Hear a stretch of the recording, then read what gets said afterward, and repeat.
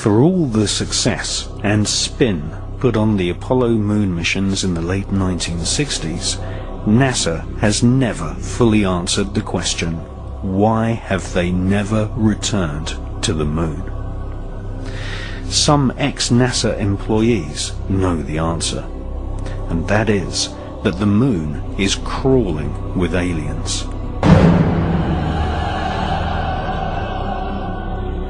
And that NASA astronauts confirmed this in the 1970s, leading many UFO researchers to conclude that NASA had been warned off ever returning to the lunar surface.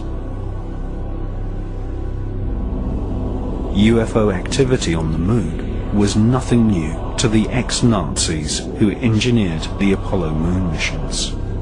For centuries, astronomers all over the world, including Nazi Germany, had been reporting UFOs flying over the lunar surface. The Lunar Anomalies Report was commissioned by NASA in the years preceding the famous Apollo missions in the late 1960s. For more than 3 years, NASA financed several research scientists to collate a catalogue of anomalous lights which had been reported on the lunar surface by leading astronomers and scientists since the Elizabethan era. In 1968, the public version of the NASA research was published under the title Document R277. This public version of NASA's survey of lunar UFOs included nearly 600 strange events which took place between the years 1540 and 1967. This official NASA catalogue of strange lunar UFOs included reports from some of the world's most famous astronomers. For example, NASA included a report from the brilliant French astronomer Jean Cassini, who reported seeing a white cloud hovering over the lunar surface in 1671. Another report suggested that the moon had an atmosphere when 2 astronomers reported lightning above the lunar surface on May the 18th, 1787. Just 1 month before, in the same year, 1787, the man who discovered Uranus, one of the pioneers of modern astronomy, Sir Frederick William Herschel, claimed to have observed several bright lights traversing across the lunar surface. Small luminous orbs of light, commonly referred to as luminosities, have been reported on more than 200 occasions. In February 1877, a streak of white light was observed for more than 1 hour.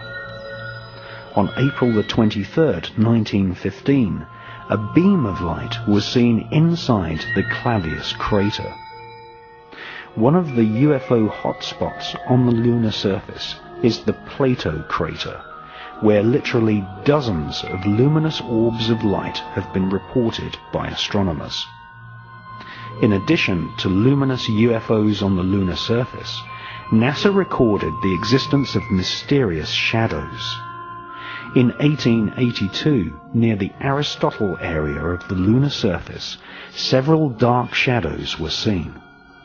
On September the 13th, 1959, astronomers were unable to photograph the lithosphere area of the lunar surface due to a large dark mass obscuring the terrain.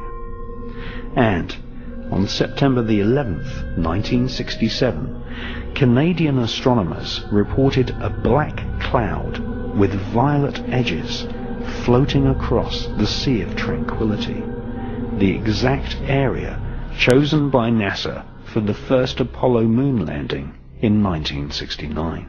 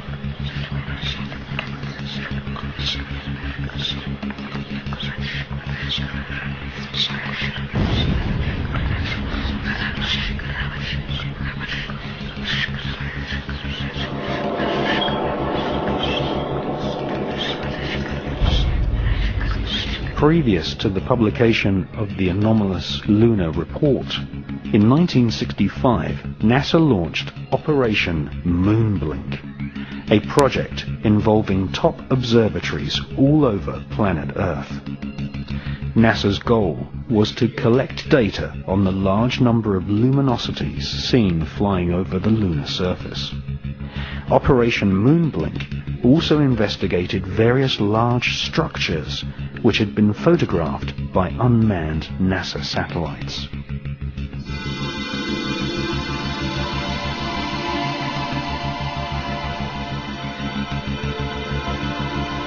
Some of these structures looked suspiciously artificial.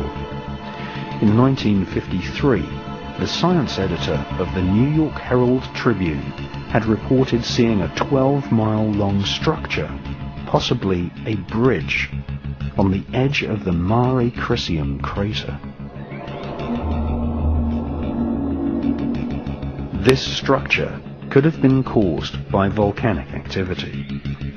British astronomers Dr. H.P. Wilkins and the presenter of the world's longest-running TV series, The Sky at Night, Sir Patrick Moore, both confessed that the so-called bridge in the Mare Crisium crater had just popped up from nowhere. In preparation for the NASA Apollo moon missions, Orbiter 3 was dispatched to take photographs of some of the moon's most interesting structures. In the Ukurt area of the moon, a large vertical structure stands proud of the lunar surface. It has been nicknamed the Shard. Another curious object photographed by Orbiter 3 is the so-called tower, which some astronomers claim is over a mile thick and could be 5 miles high.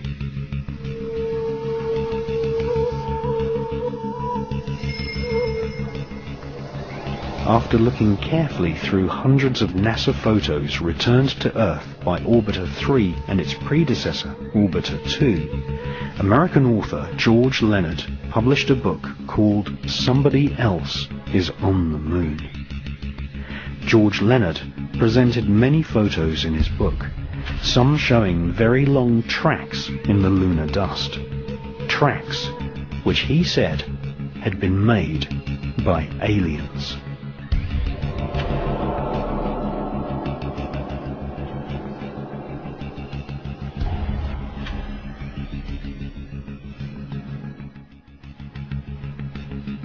Sightings of UFOs flying across the lunar surface are still going on to this day. In Japan, amateur astronomers have videotaped spherical luminosities using celestron telescopes.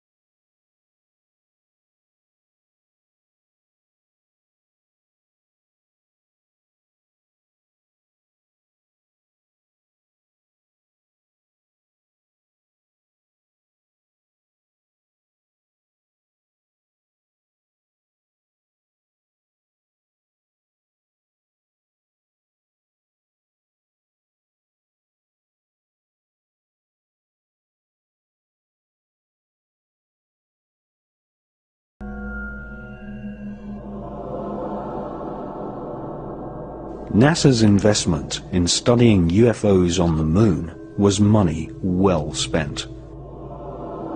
Two ex-NASA mission specialists exposed in the 1970s that NASA astronauts had informed mission control that they had seen alien spaceships on the lunar surface.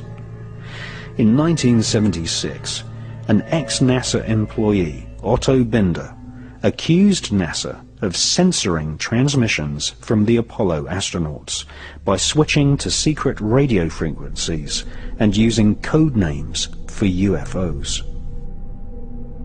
Otto Binder claimed that he had heard an Apollo astronaut tell Mission Control that there were huge alien spaceships parked on the lunar surface, right in the middle of the Sea of Tranquility, which had been chosen as the landing site for Apollo 11.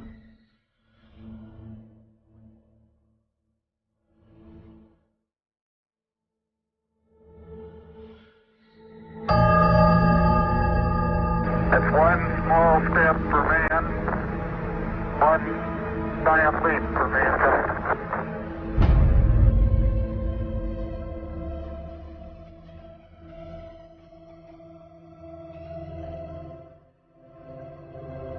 Few people took Otto Binder's account seriously, until another ex-NASA employee, a Moroccan named Maurice Chatelain, published a book in 1978 in which he claimed that two UFOs hovered above the Sea of Tranquility just before the historic moonwalk of Neil Armstrong. Maurice Chatelain was a NASA insider. He invented many of the radio and radar communication systems for the Apollo missions. He had 11 patents awarded for his inventions and had a high-level NASA security clearance, able to talk freely with senior NASA officials. In his book, he quoted radio transmissions between Apollo astronauts and Mission Control. According to Maurice Chatelain, the astronauts informed NASA that there were alien spacecraft lined up on the far side of a nearby crater, observing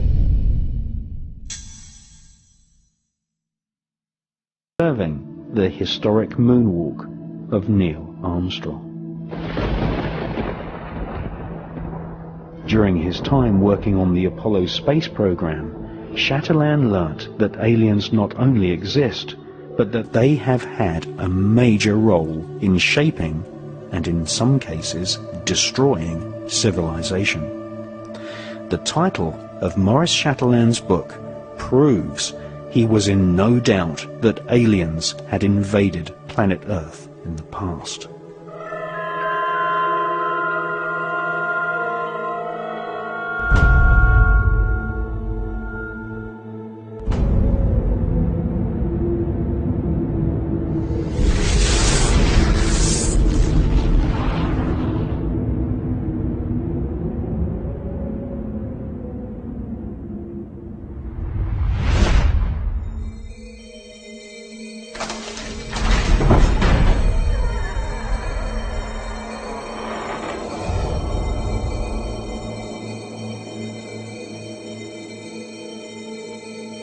If you study the legends of the North American shamans, the mythologies of ancient Europe, the creation histories of the Australian Aborigines, or the ancient Vedic texts of India, and especially the Sumerian clay tablets from ancient Iraq, we find that all great civilizations on the face of planet Earth tell one similar story.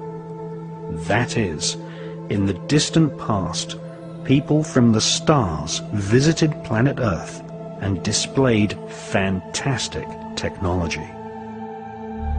Sometimes they genetically engineered humans. Sometimes they directly interbred with humans. These so-called sky gods always visited in spectacular flying vehicles.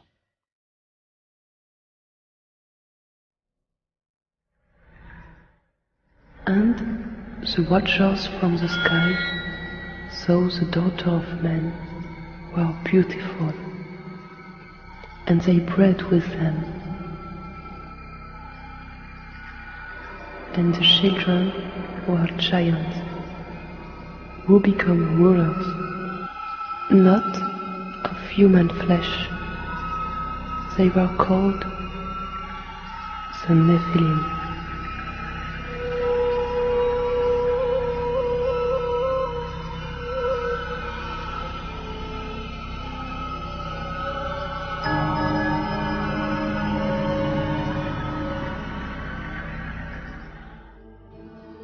The most ancient written texts on planet Earth date from the Indus Valley and make up a corpus of works called the Vedas. The Bhagavad Gita is an ancient Hindu text which is at least 5,000 years old. This epic mythology inspired the character known as Darth Vader in the Star Wars movies. The Bhagavad Gita described many gods of the stars flying down to planet Earth in alien spacecraft called Vimanas. The ancient Vedas tell us that there are multiple inhabited planetary systems in the universe called Devas, which are ruled by a universal government of beings with superhuman powers and technology, including the power of telepathy and nuclear weapons powerful enough to destroy an entire planet.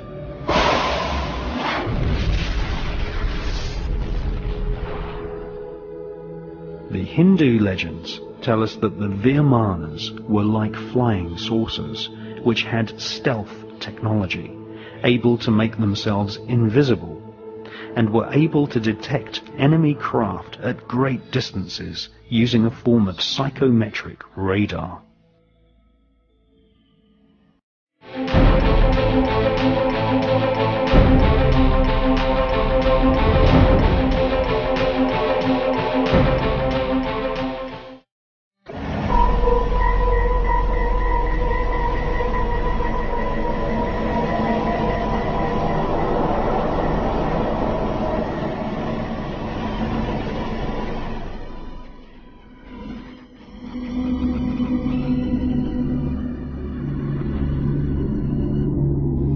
The most ancient text of Central America is the Popol Vuh, written by the Mayans who charted the heavens and had astronomical calendars which predicted solar and lunar eclipses. The Popol Vuh describes the ancestors of the Mayans as great explorers who knew centuries before European scientists that the Earth was not flat, but in actual fact a sphere. The Popol Vuh mentions a great god king called Quetzalcoatl, who is depicted as a flying serpent.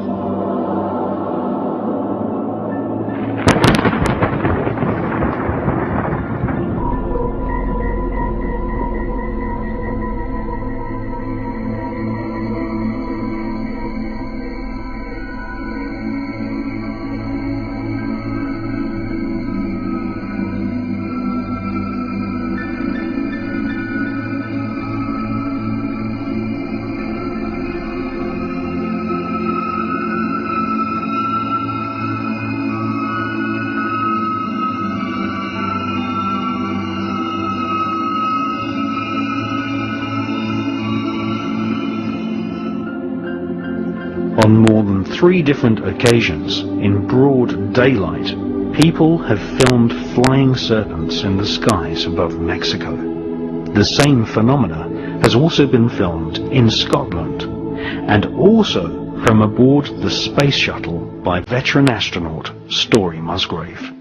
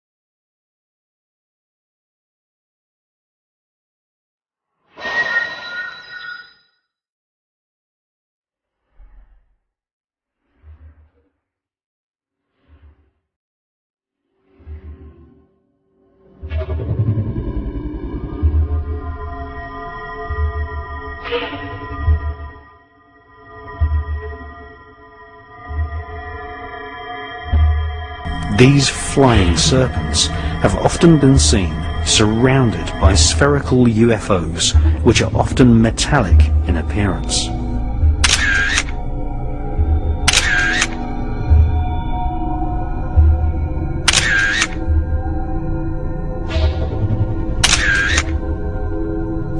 Mexican UFO investigators call these spherical luminosities las perlas, or the pearls. These pearls of the sky are mentioned in ancient Tibetan scriptures. More than one leading Tibetan author suspects that these spherical UFOs are actually alien probes monitoring the evolution of mankind.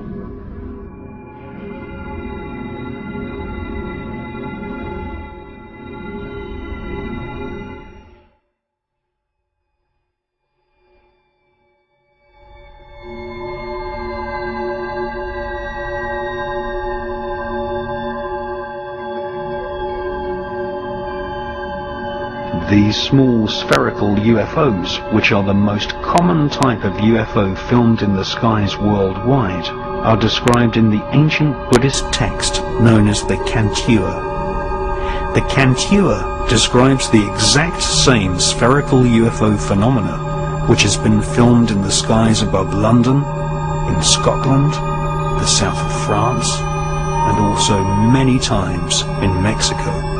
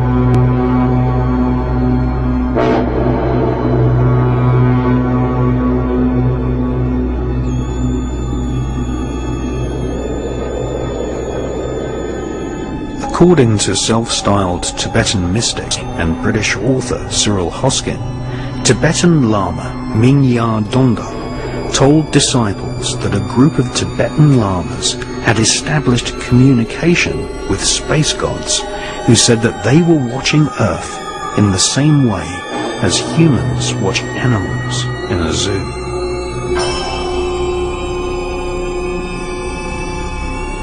A royal document dating back to the 7th century states that the first 7 Tibetan kings came from the stars.